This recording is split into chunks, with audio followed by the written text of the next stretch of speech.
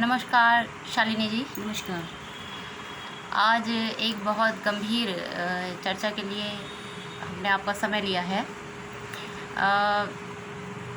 क्या बाबू कौशल प्रसाद स्मृति द्वार जो निर्माण है वो 28 जुलाई को जिसका शिलान्यास किया गया था वो निर्माण किया जा रहा है? नहीं, वो कुछ वकीलों की और एक टाइपिस्ट की दुर्भावना के कारण बीच में से क्या कहे कहीं रोक दिया गया है, तोड़ दिया गया है, ख़त्म कर दिया गया है। तो क्या जो बार एसोसिएशन कैराना है उसने उन वकीलों टाइपिस्ट के विरुद्ध कोई कार्रवाई की है, कोई एक्शन लिया है उनका? नहीं, उन जो बाशिंग कैराना है उसका कहना ये है कि आपस में भेदभाव रखना उचित नहीं है। हम सब एक परिवार हैं, तो एक परिवार को एक परिवार की तरह ही रहना चाहिए और जो है हम आपस में बातचीत करके मामला सुलझा लेंगे। तो क्या आपने कोई एक्शन लिया इस पर? हाँ, हमने एक्शन लिया है क्योंकि जो है बहुत लंबे समय से संघर्ष कर रहे थे और तब जाके ये द्वार निर्माण की बात बनी थी और उसे जो है एक टाइपिस्ट ने एक झटके में ख़त्म कर दिया है, जबकि उसे 3 बार चांस मिले, 3 बार जो है वहाँ बात की गई, सब हो गई, उसने कोई आपत्ति नहीं की, उसकी तरफ से लगा भी नहीं, वो हमेशा बहुत संतुष्ट, बहुत खुश दिखाई देता रहा, पता नहीं चला क्या हुआ। तो आपको क्या लगता है कि एक टाइपिस्ट इतना साहस कर सकता है या उसके पीछे पूरी एक कोई ताकत है? नहीं, मैंने जो है जब भी बात हुई है मैंने ये कहा है कि वो ऐसा नहीं करेगा, उसे किसी ने उकसाया। ये तो आपने जो एक्शन लिया है उसके बारे में कुछ बताएंगी?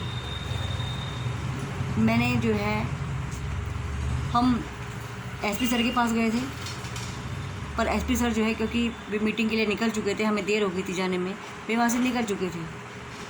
फिर हमने जो अब एक्स है, पहले ट्विटर है, उस पर जो है हमने उसके लिए ट्वीट डाली जिस पे जो है शामली पुलिस ने संज्ञान लिया और संज्ञान लेने के बाद जो है उन्होंने जो है अपनी कार्रवाई आरंभ की है। और जितना हमें पता चला है उसमें आपने अंतिम पंक्ति में ये भी लिखा कि अगर उचित कार्रवाई नहीं हो पाई तो आप जो है आत्महत्या जैसा जो घातक कदम है वो भी उठा सकती हैं। ये इतनी जो निराशा है, जो आक्रोश है, ये कैसे आपके अंदर आया है?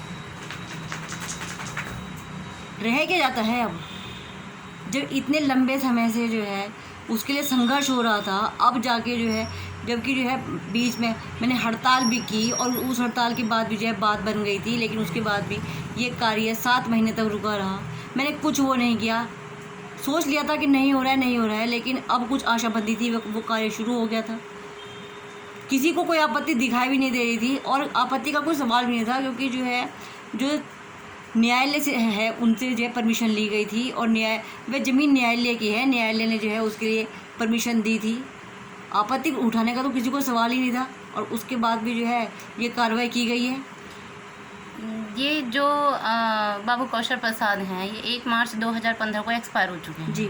अगर हम अंदाज़ा लगाएं तो अब 10 साल से भी ऊपर हो चुके हैं। बिल्कुल बिल्कुल। हो सकता है उनके समय काल में बहुत से लोग ऐसे रहे हों जिन्हें उनसे परेशानी रही हो, लेकिन क्या वो ये आज तक स्वीकार ही नहीं कर पाए कि वो तो अब इस दुनिया में ही नहीं हैं, 10 वर्ष बीत चुके हैं, तो वो अब तक भी उनसे इतने भयभीत क्यों हैं कि उनके नाम का ना तो स्वयं कुछ करना चाहते हैं और अगर कुछ किया जा रहा है तो उस पर इस तरीके से वो करते हैं?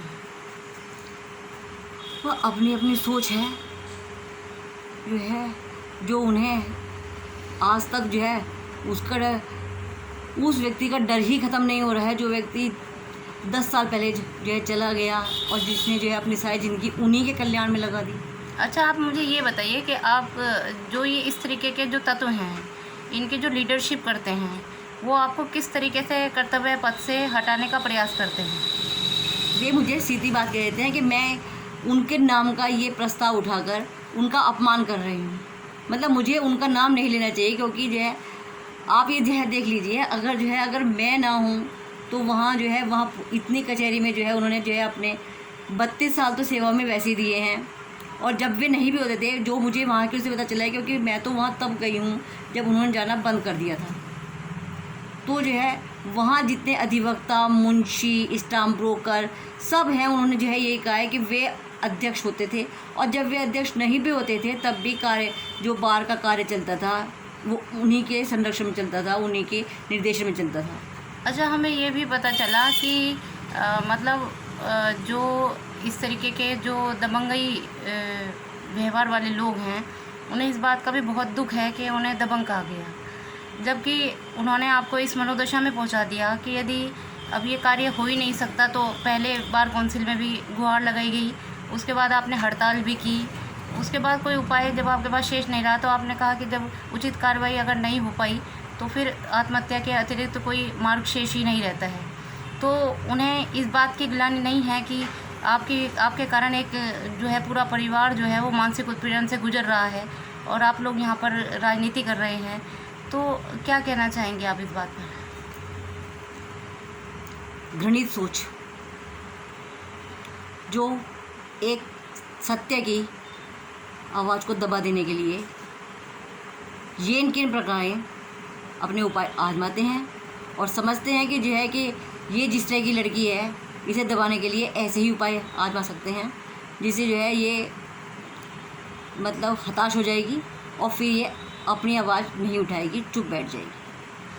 तो आपने ये भी लिखा कि आपको जान और माल का खतरा भी है, तो आपको ये कैसे महसूस हुआ? अरे जो है जब गेट बनना शुरू हो गया था, किसी को कोई आपत्ति नहीं थी, क्योंकि आपत्ति होती तो वो बात तभी उठती, और जो है आगे जो है 3 बार उसके पास समय था, वो बार से कह सकता था, उचित कार्रवाई की जा सकती थी। बिल्कुल, जब मेरी हड़ताल समाप्त हुई थी तब जाके वहीं जाके सब तय हुआ था।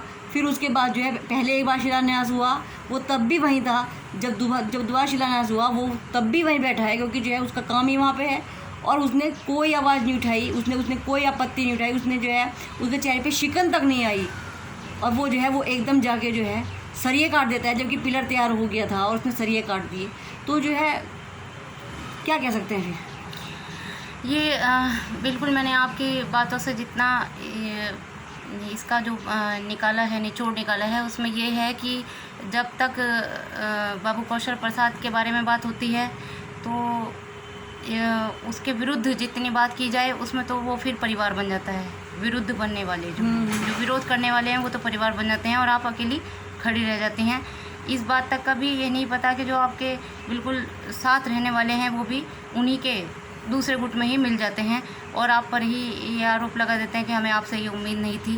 तो ये जो इस तरीके की जो मानसिकता है, ये स्वस्थ मानसिकता नहीं है, और मुझे नहीं लगता कि अब जो कैराना कचहरी में जो माहौल हो गया है उसमें कोई भी जो स्वतंत्र है, ईमानदार सोच रखने वाला है, अधिवक्ताओं के हित का कार्य करने वाला है, वो शायद अब यहाँ पर कभी भी पनप नहीं पाएगा, क्योंकि यहाँ पर जो ऐसी दबंगई प्रवृत्ति के लोग हैं शायद यही अब यहाँ पर रह पाएंगे, और जो सही मानसिकता वाले हैं, सकारात्मक सोच वाले हैं, उनका शायद अब यहाँ पर कचहरी में कोई कार्य रहा ही नहीं है। यही कह सकते हैं। बहुत ही हमारे अंदर भी बहुत आक्रोश है, और ऐसी जो परिस्थिति है उसमें हम भी नहीं चाहेंगे कि आप वहाँ की किसी भी जो राजनीति है उसमें कभी भी भाग लें। कोई सवाल नहीं उठता। आप हमेशा इनसे, राजनीति करने वाले लोगों से अलग रहें, दूर रहें, और सुरक्षित रहें, स्वस्थ रहें, इसी सद्भावना के साथ। धन्यवाद।